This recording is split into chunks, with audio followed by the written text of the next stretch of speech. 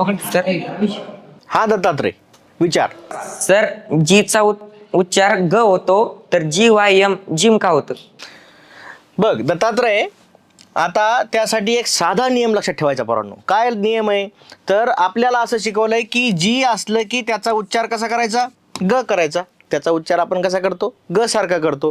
पण आपण ज्यावेळी इंग्रजी वाचायला सुरुवात करतो त्यावेळी सगळ्या शब्दांमध्ये जिथं जी दिसल त्याचा उच्चार प्रत्येक वेळी ग होतो असा नाही. तर त्याचा एक नियम लक्षात राहू द्या की जीच्या पुढं जेव्हा जेव्हा तुम्हाला ए ओ आणि यू आलेला दिसेल त्यावेळी त्याचा उच्चार आपण ग सारखा करायचा आहे. कसा करायचा आहे, ग सारखा. आणि ज्यावेळी जीच्या पुढं ई आय किंवा वाय आलेला असेल अशा वेळी त्याचा उच्चार आपण ज सारखा करतो, ग सारखा करत नाही. आलं का लक्षात?